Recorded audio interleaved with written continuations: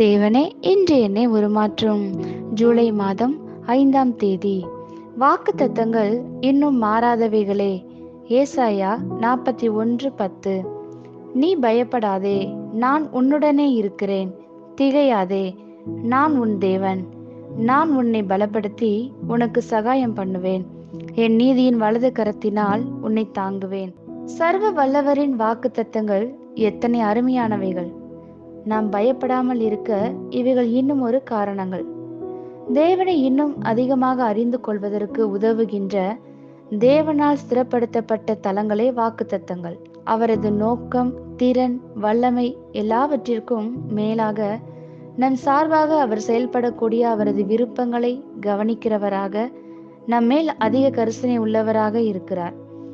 பயத்திற்கான ஒரு அடிப்படை காரணம் என்னவென்றால், உதவியற்ற நிலையில் இருப்பதை போன்ற சிந்தனைகளால் சூழப்படுவது. தேவ உதவிகளால் தேவனுடைய வார்த்தை நிரம்பி இருக்கிறது. தம் ஜனங்களின் தேவைகளை பூர்த்தி செய்வதற்கு தேவன் தாமாக தன்னிச்சையாகவே ஏற்படுத்தி கொள்கிற எத்தனையோ வாக்குத்தத்த வசனங்கள் வேதத்தில் உண்டு. அவர் ஆபத்து காலத்தில் அனுகூலமான துணையுமானவர். ஏற்ற சமயத்தில் இரக்கமும் கிருபையும் நமக்கு உண்டு. பயம் நமக்கு விரோதமாக வரும் பொழுதெல்லாம் தேவனின் வாக்கு தத்தங்களுடன் கடந்து சென்று அவைகளை இறுக பிடித்து கொள்ளும் நேரங்களாய் அவைகள் இருக்கிறது.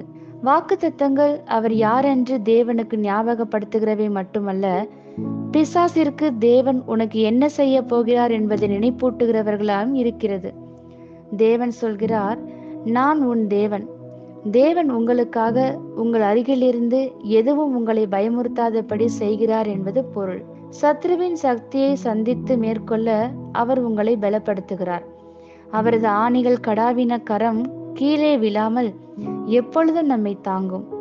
இன்று நீங்கள் சந்திக்கும் எந்த பிரச்சனையும் உங்களுக்குள் உள்ள தேவ பலத்தை காட்டிலும் பலமிக்கதாய் இருக்க போவதில்லை.